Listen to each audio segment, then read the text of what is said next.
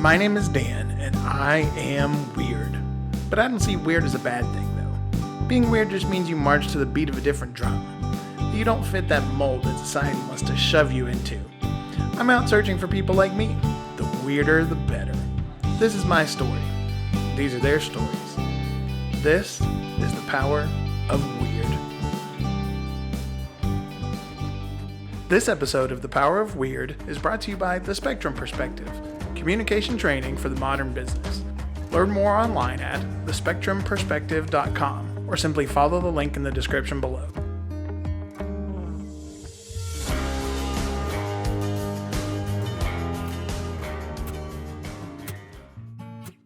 Hello everybody, and welcome to The Power of Weird, Episode 1. My name is Dan and I'm your host. A little bit about me. I'm 37 years old, I'm 6 foot 7 inches tall. In my adult life, I've weighed as little as 295 pounds and as much as 640 pounds. I'm sometimes too smart for my own good, but at times in personal relationships, I'm also pretty clueless. I've been a vegetarian since 2001, and I also don't drink coffee. I'm a sought-after brand designer and leadership coach and the co-founder of a lightsaber combat program.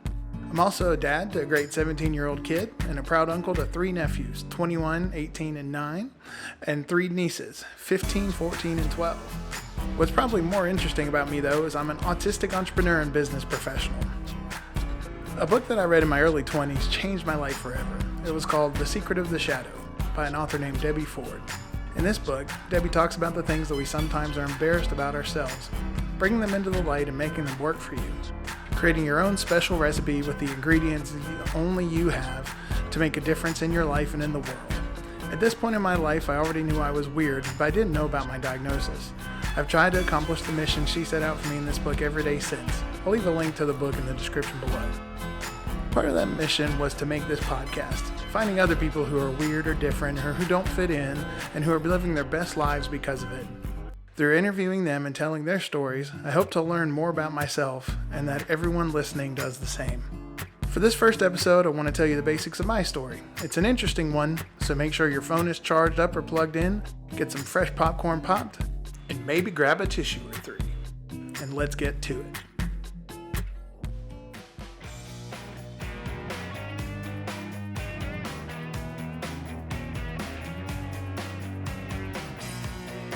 I was born on an early September morning in 1983. My family had just moved to the South from northeastern Ohio a couple months prior, so my mom decided to have me at home. It probably also had something to do with the fact that a hospital lost my newborn big sister for a few hours before realizing she was with my mom the whole time. I was immediately a big kid, clocking in at 10 pounds, 4 ounces, and 23.5 inches long, fresh out of the belly. My mom credits my gigantic size as reason for permanent nerve damage, but I digress. My immediate family consisted of my big sister, Kelly, my mom, Lucy, and my dad, David. There was also an assorted cast of supporting characters, friends and extended family mostly. There was my nomadic maternal grandfather, who was lovingly referred to as Grumpy, or Grump for short. There's a fun story about his nickname, that's for another time. He's retired at this point and would travel between us and my mom's 2 other brothers. Those 2 are definitely interesting, but also for another time. There was my mom's friend Anne, who would let me, quote, play, unquote, the organ they had in their living room. And you can't forget the folks that raised my dad. My dad had a pretty tough life, but the part that taught him about how to treat people and how to be the best version of himself came from them. They were born in 1903 and 1905, respectively, and were simply called grandmother and granddad. I didn't really have any friends my own age at this point. The closest I would get was chasing around my sister and her friends. After all, that is part of the little brother job description. Looking back, nobody really knew what to make of me. I wasn't your typical little boy. I wasn't even your typical human. That being said, the people around me did the best they could to try and let me be who I was. My dad once wrote this in a journal that my sister found a few years ago. I don't really know what to do with a kid, except put mac and cheese in front of him and watch him go. While I have a lot of good memories of this time, there are also some difficult ones. While my mom and dad loved each other very much, they often brought out the worst in each other. My mom had been ripped away from her entire support system when my family moved, which exacerbated any anxiety and stress she was feeling. My dad felt like he was working so hard at work to make things better for his family, but he didn't realize that my mom was slowly unraveling at home. Like any other people, they brought their traumas into their relationships. Without an effective way to deal with them and move forward, as well as the constant stress of too many bills and not enough money, the majority of their interactions devolved into vicious fights. One person will be yelling and the other crying. Then, like magic, the first person will be crying and the second yelling. As an autistic, concerned, and affectionate young child, my first instinct was to always go to the one crying at the time to try to be a comfort, bring tissues, or perhaps food or drink of some kind. My sister was a small bit of a miracle where this is concerned, though, as she would try to remove me from these situations and distract me from what was going on. I remember a particular fight my parents had. My sister came up and said, "Have you seen my new MC Hammer poster?" as she physically turned me away from our parents and started walking towards her room. I couldn't have been more than 4 or 5 years old at the time. While I couldn't and wouldn't trade my mom and dad for anything, these fights made a very large impact on who I am and how I'd learned to deal with conflict.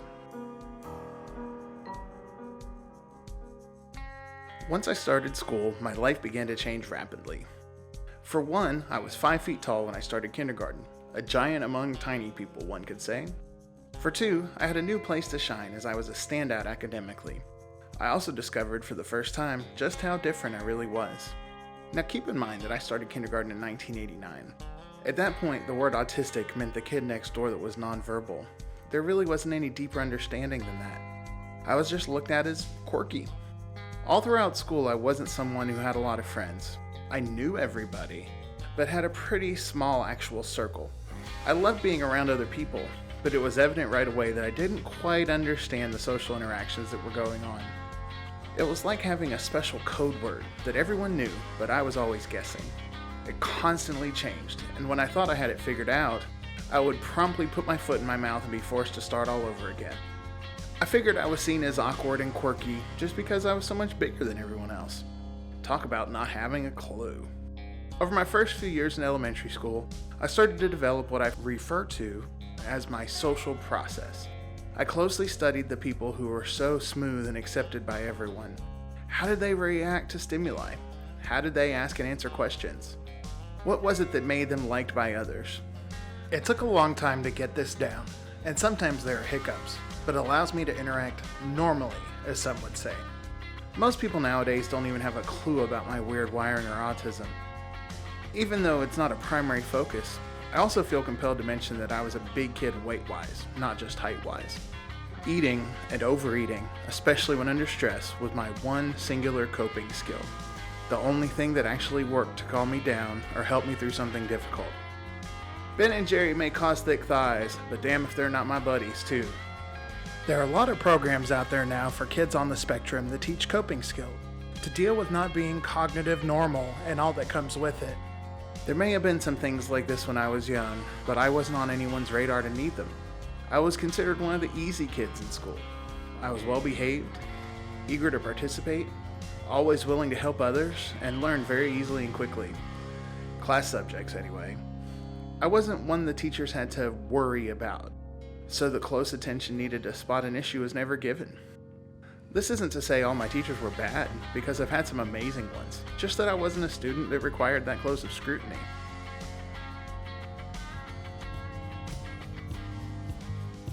When I was little, my dad was constantly working on one project or another around the house. I wasn't really a productive helper at that age, but he always made me feel included.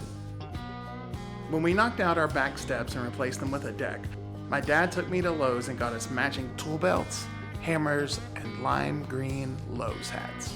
When he announced that we were going to make the deck bigger, add another set of stairs, and also add a better railing, I jumped at the chance to once again don my lime green Lowe's hat.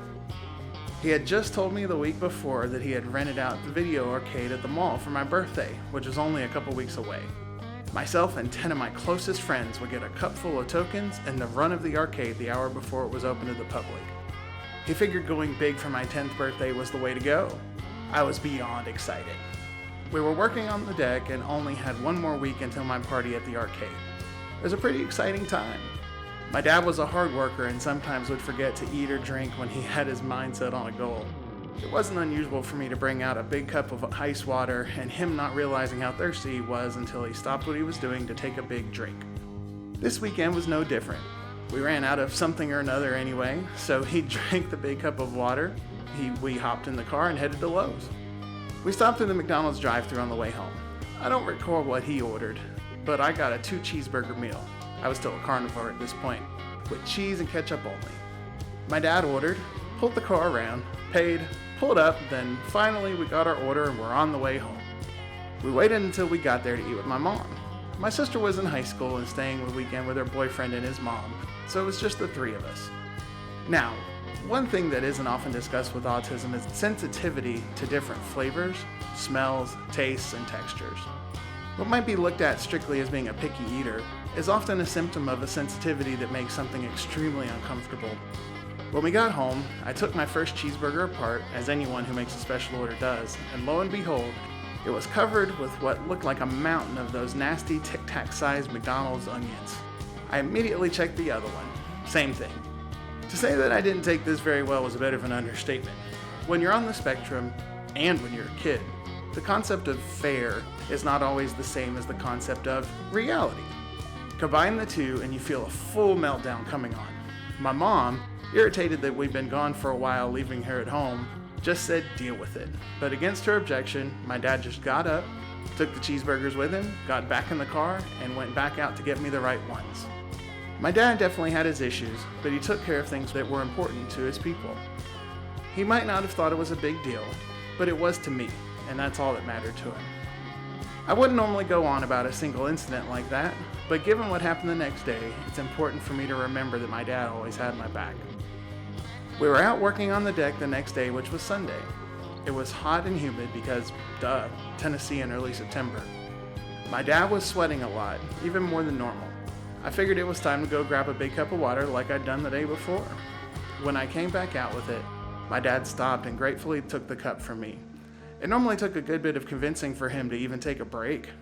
This time, however, he jumped at the chance. In retrospect, he didn't look well. He was bloated and flush, but somehow also clammy. After a big drink, he told me to go get my mom. I went inside to get her, but she was in the shower. I went back out and told him that. He said, now having some trouble breathing, again to go get my mom. I went in again and through the bathroom door told my mom that he had asked for her and was having trouble. On my way back through the house, I found my dad had come inside and was sitting on the couch in the living room. He was holding his chest at this point.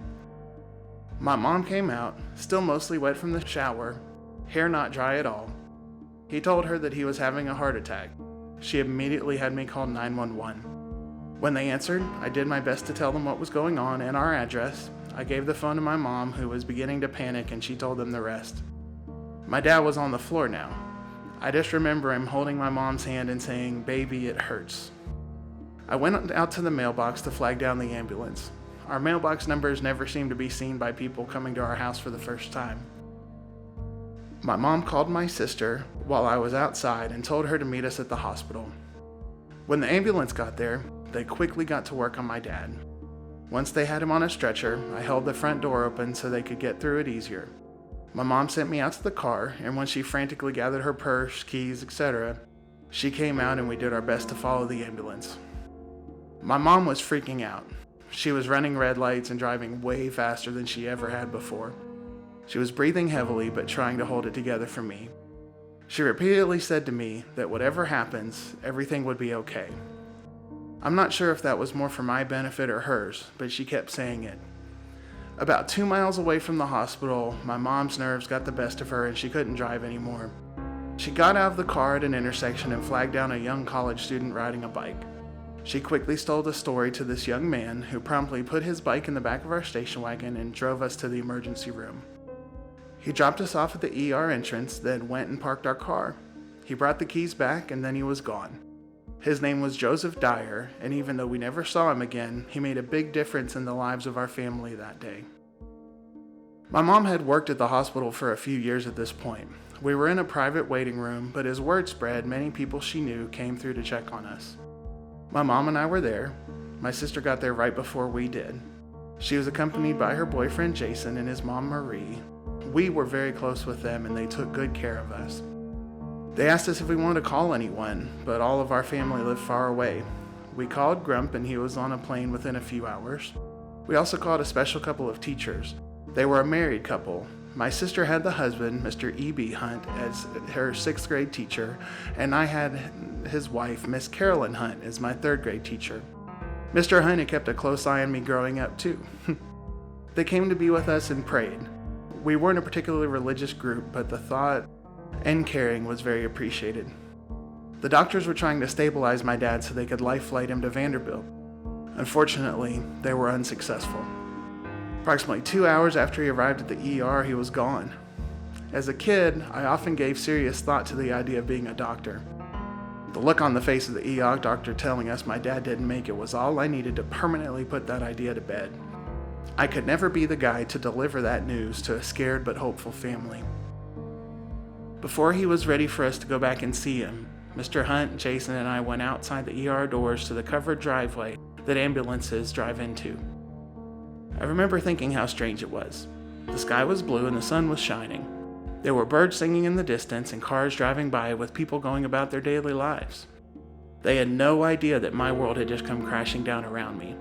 That my hero, the person I looked up to the most, from that point on was simply gone. My dad wanted to be cremated, so the last memory I have of seeing him was walking back into the ER operating room. Seeing my dad, who was normally very dark and olive-complected, lying flat on his back with a sheet up to his chest, not wearing any jewelry with his eyes closed and his skin a very disturbing, scary shade of blue. It was immediately evident that my dad wasn't there. Everything changed that day. Accumulated trauma gives you time to understand that something is happening. Sudden trauma shocks you into a new reality. My teacher that year told my mom that when I got back to school after my dad's memorial service that it seemed like nothing had happened at all. I guess by that point I was good at putting on the happy, eager, good student Dan face. We had that arcade birthday party, but with my Uncle Clinton instead of my dad, who drove up the day after he died and stayed with us for about a week. It was all any of us could do to get up that morning and drive to the mall. There's a certain innocence that you innately possess as a child. For everyone, there's a turning point where that goes away, and you see the world for more of the dark, scary place that it can be. For me, it was that day, September 5th, 1993, a week before my 10th birthday, the day I lost my dad. Over the next few years, I became even more aware of how awkward I was. My dad's death had made a big mark on me, and I was still reeling with the aftermath. One thing that always made me upset was that I never got the chance to tell him goodbye, or how much he really meant to me. When I advanced from elementary school to middle school, I changed schools and started some much needed healing. My new school was a pilot program of sorts. All the knowledgeable teachers and curriculum that your standard middle school would have, but built into the existing framework of a small elementary setting. For me, this was a godsend. The smaller size meant that I could spend more time making friends and being active in everything the school had to offer. I had 3 father figures at this school that took care of me like their own, and that I will be eternally grateful for. Because of these 3, for the very first time in my life, I realized that I had been simply tolerated up till that point, but not truly welcomed and accepted. The first was Eric. He was the assistant coach for the basketball team. Oh yeah, did I mention I was already essentially the height I am now, at 12 years old, in 7th grade? That's 6 feet 7 inches. I am not and never was an athlete, but I'll be damned if I wasn't intimidating getting off the bus. Eric was also the after-school teacher for the middle school group. Eric always made time to talk and listen. Despite the outward appearance of authority that was sometimes required for his job, Eric was actually a big teddy bear. He wore his heart on his sleeve and had a grin that would put Magic Johnson's to shame. Eric took me under his wing and always had my back, but as opposed to my dad, as well as most male role model types at the time, Eric taught me that it was okay to be passionate and to have feelings, that it was okay to be happy and okay to be sad and okay to share and let it out. The second was John. John was my homeroom teacher for both 7th and 8th grades. My 7th grade year was his first year teaching. I had identified pretty early on that being a teacher was a good bet. More than likely a music teacher of some sort, but still a teacher. So I had a big interest in John's experience. He was an outstanding teacher. He was challenging, bright, energetic, and excited. I learned a lot from John, but more than anything, I learned that you don't need an excuse to be who you are and to have fun doing it. He never thought twice about doing things his way, and even if it was hard, he always enjoyed what he did. The third was Jason. Jason was the director of the school's after-school program, a job I would proudly have one day when I was living in North Carolina. He was also the head basketball coach and taught different engineering and technology classes for the middle school. I mentioned before about always being one of the easy kids in school. Jason was the first person to take a deeper look to see who I was, what I had to offer, and what I needed. He loved having me as an example in basketball, too. His rules were attitude-oriented. You didn't have to be the first to finish a sprint or get somewhere. You just couldn't be last. And despite being a fat giant and definitely not an athlete, I made sure to always follow that rule. You could see the pride on his face when I would push through a sprint and finish before one of his all-stars. He'd often make sure to let them know about it, too. Jason taught me how to properly shake someone's hand, and how that and looking a person in the eye were signs of respect. He taught me that my effort, regardless of the outcome, had value. He taught me that being a man isn't about being macho and having a big ego, that instead, it was about being strong in who you are and being respectful of who others are as well. When at this school, I met the woman who would later become my son's mom. We dated for 2 years and then broke up when my mom and I moved before I started high school. I'll talk more about her, but later on. By the time high school started for me, my sister had moved out and met my now brother-in-law, Sam. They actually got married the August before my freshman year started. That's another fun story for later. My brother-in-law, whom I love and cherish dearly and who has been a major force for good in my life, would really warrant his own podcast. He is crazy, goofy, and always there when you need him. He shows how he feels through his actions and not always through his words. This has a tendency to drive my very verbal mom crazy.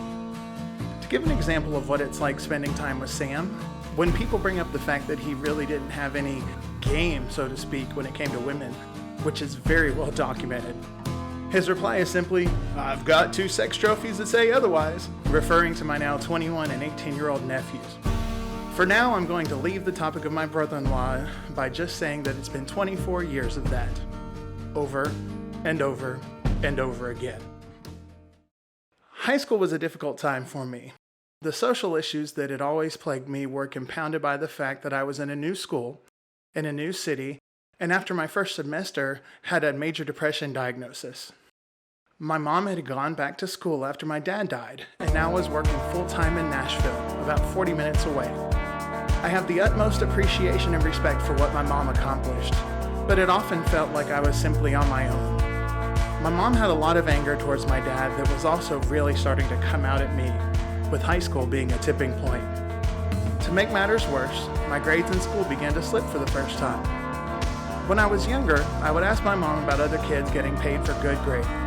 She would always reply that it was not about what grades you got, it was about mastering the material. When she would get report cards, though, with C's and the occasional D, she would completely flip out. She'd say, "Why am I getting these grades? That is unacceptable." I would reply that I was mastering the material, and to ask me something from my textbook, anything. It didn't go over well. At home with my mom, there was always fighting and I hated it. I just didn't understand what I did to warrant that treatment. I know now that I wasn't the easiest kid to live with. I also know that the bulk of the anger and resentment that my mom harbored was not really for me, just directed at me. I was in band in high school, as well as show choir my senior year. I had been in band and choir since 5th grade, so not a big shocker. But in high school, that became my primary social circle. My high school overall had very good people, and some of the teachers I had, Miss Lowe, Miss Taylor, and Miss McKnight, well, just to name a few, were absolutely amazing. But it was clear very quickly that I was no longer in the safe and welcoming environment that my middle school had been. I remember being in marching band right around my junior year. Now, mind you, being made fun of is nothing new to the fat kid or the weird kid, but it hits differently when a teacher does it. We were at a home football game. My mom happened to be sitting close in the stands to one of my teachers and her good friend. They were saying some pretty awful things about me, not knowing my mom was in earshot. I understand that people joke and kid, and my mom was much more upset at the time than I was, but it further reinforced that I was misunderstood and not needed or wanted by many, even in something that I was a top performer in, like band. I had a circle of good close friends that I won't get too much into right now. My friends Kyle, Danny, Ricky, and Joe were people who I spent a lot of time with. I knew I couldn't always rely on all of them, but we were close nonetheless. I was in a band with a couple of these guys and another friend named Cody that led me to my first experience with entrepreneurship. The summer before our senior year, we decided to have a CD release party, which basically amounted to cutting an album and hosting a concert hoping to sell the CDs to your friends. It didn't sit right with me though, just doing what everyone else did. That kicked off an eventful few months that culminated in Jam Fest. A 17-band, all-local, all-free show, done big, loud, and right. As the lead guy, it was my name on the building lease and the liability insurance. I had to wait until I turned 18 3 weeks before the concert to sign the papers. This crazy brouhaha led me to be voted most ambitious in my senior class, and also showed that I wasn't just an idea guy, but someone who could execute too. I also had an on-again, off-again girlfriend type person. She was absolutely wonderful and actually interested in me, but I wasn't ready, truthfully, for something that was real and healthy at that point in my life. Of the regrets I have, not treating her better is definitely high on the list. As high school wound down and graduation loomed, my path forward was anything but clear. While others spent months practicing and drove all over to audition, I was depressed and stayed at home. While others were gearing up for college, I wasn't gearing up for anything. Although I was finally starting to find myself, my self-esteem was at an all-time low, and I had no idea what I was going to do. Before my dad died, he promised my sister a new car and new horn for graduating high school. In theory, to go forward and use both in college. My dad died her junior year, but my mom made good on his promise. Using a portion of the life insurance money my dad left us from his job, she made that happen for Kelly. Again, remember that when you're on the spectrum, the concept of fair can be very black and white. As adults, we learn that life is all a shade of gray, but when it comes to something you feel like you deserve and worked for, it's hard to see that happen. My plan through middle school and high school was to go to college to become a band director. I would have been really good at it, and I had a love for everything it entails. I was accomplished in music, even winning the nationally recognized Woody Herman Jazz Award my senior year. I loved teaching and working with others to better themselves. I also was talented on the theory side, writing, arranging, and breaking down pieces to make them fit just right. I assumed since I was wanting to do music as a career and for my education, that my mom would honor my dad's promise to me as well. When my senior year came around, my mom put off and then eventually made it clear she wasn't going to. This is something that stuck with me. My sister is of the opinion that I should have gotten over it a long time ago. It's always easier to let things go from a position of have, though, versus one of have not. I've only realized in the last year that it wasn't about the things. It was about the fact that, at one of the lowest points in my life, I felt like no one believed in me. I felt like I wasn't worth the effort or the expense because I wasn't good enough. It's difficult to have grown up in the shadow of someone like my sister. As a matter of fact, until I started middle school, and in band circles until we moved and I started high school, my first name may as well have been Kelly's brother instead of Daniel. I was always envious of the fact that she got 7 more years with my dad, and got 7 years before I came around and they moved to Tennessee, where they were a semi-normal family, without the yelling and screaming and drama. When I didn't go and audition at universities and hadn't committed anywhere for my freshman year of college, everyone around me came down on me pretty hard.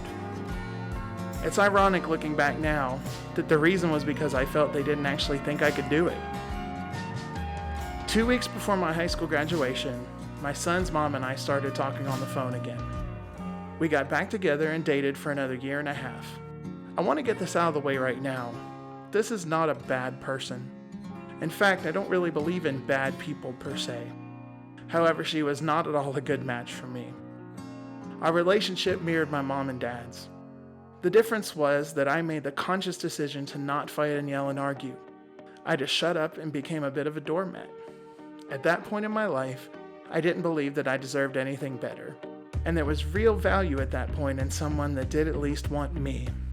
I know that is sad and kind of pitiful, but at the time, It was the truth. I know I've talked about my weight swings, but when this relationship started, it kicked off one of the biggest and most personally damaging swings that I've had. I went from about 330 pounds up to 450 pounds. There were some good things happening at this time though. I worked at Walmart for the first year we were together. This in itself was not exactly a good thing, but I did meet the woman that many years later would become my absolute everything. Her name was Jessica, and I knew from moment one that she was it. But my self-esteem sucked so bad that I immediately wrote it off because she was the ultimate unattainable girl. She was the girl I always wanted, but never thought I deserved. I also was still with my son's mom, and even though we had our issues, I loved her, and I'm not someone who just walks away from someone important. That being said, Jess and I became close friends and had a lot of fun together at work. She made that year livable, and I am so grateful for that. She was also one of the first people that showed she wanted me around, but in a positive and healthy way. The next fall, I started attending our local university, trying to pick up where I had left off. It was harder than I expected. For one, I was severely out of practice music-wise. For two, I gained an extra 150 pounds.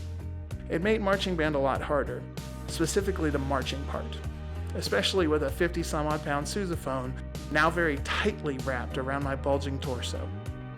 Not to mention it being much more difficult to schlep around campus for classes. We found out she was pregnant early in the semester.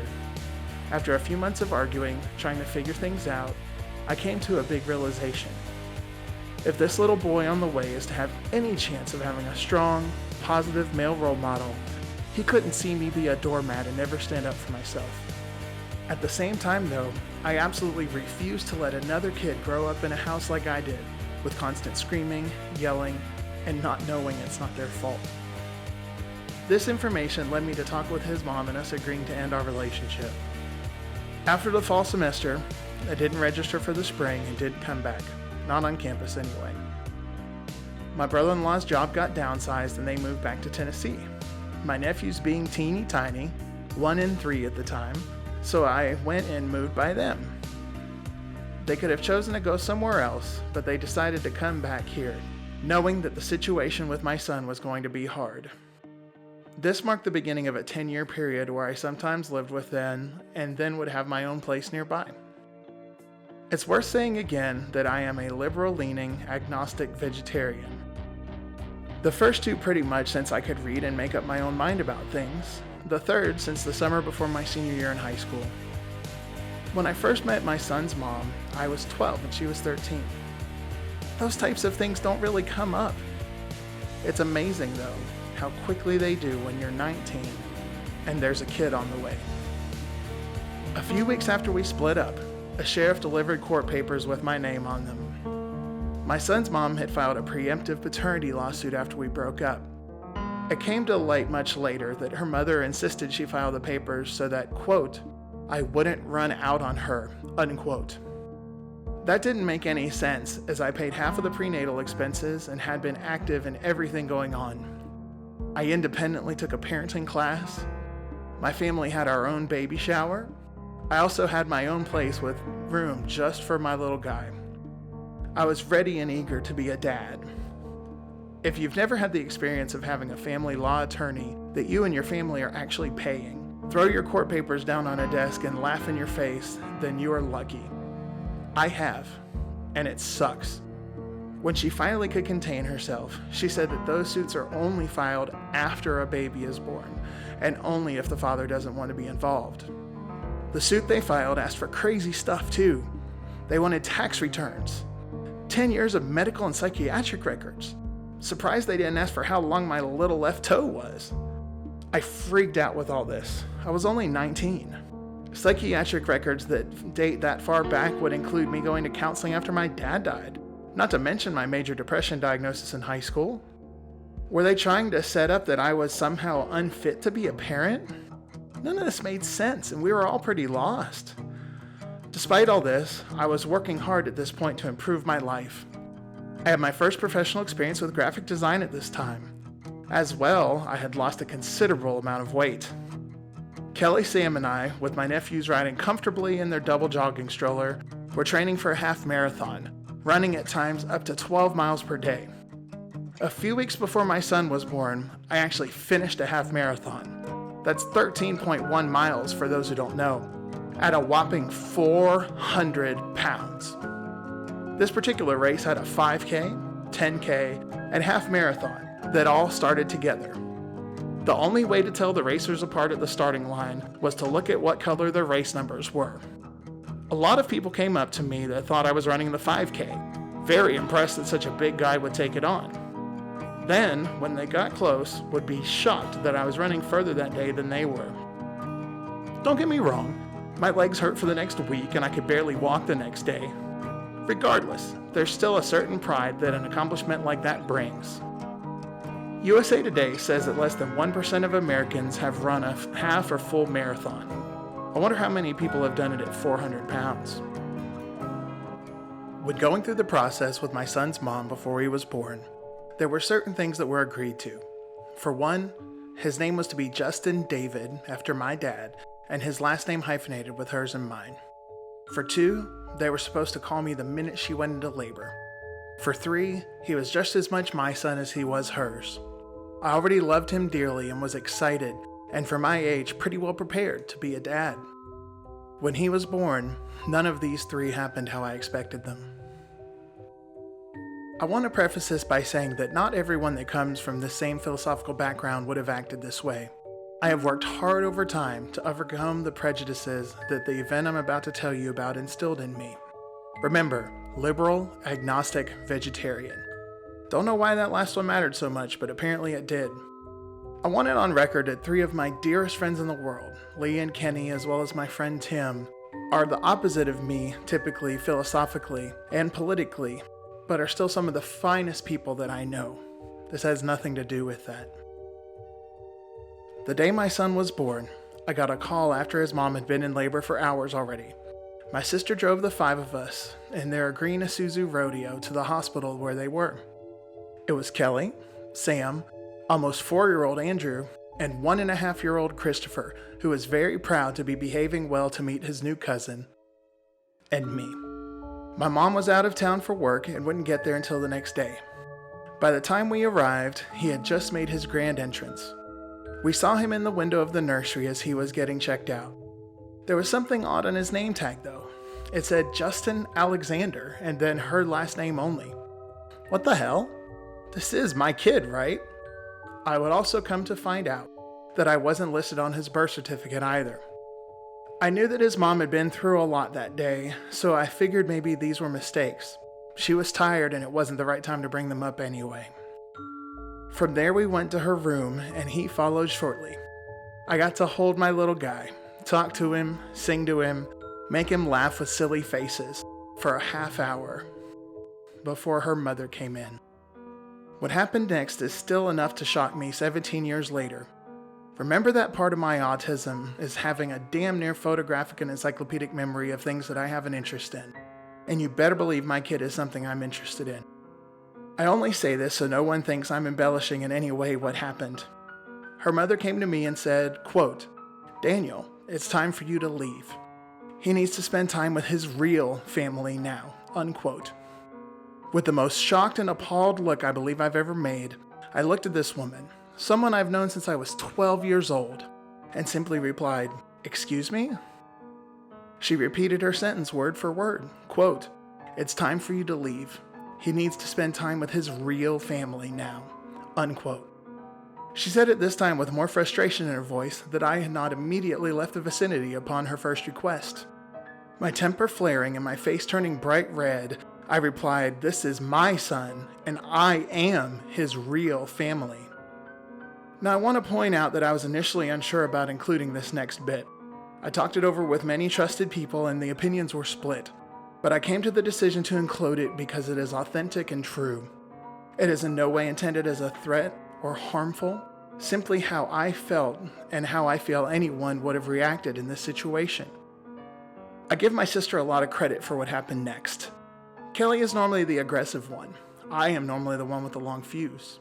That day, she saw that I was incapable of handling the situation in my customary way, and so she stepped in and ushered me out, saying we would figure it out, and that wasn't the place to respond. That woman. That slippery, nasty, vindictive, hypocritical woman didn't realize it, but my sister saved her life that day. I, to this day, have never actually lost my temper. I have never thrown a punch. I've never hurt anyone.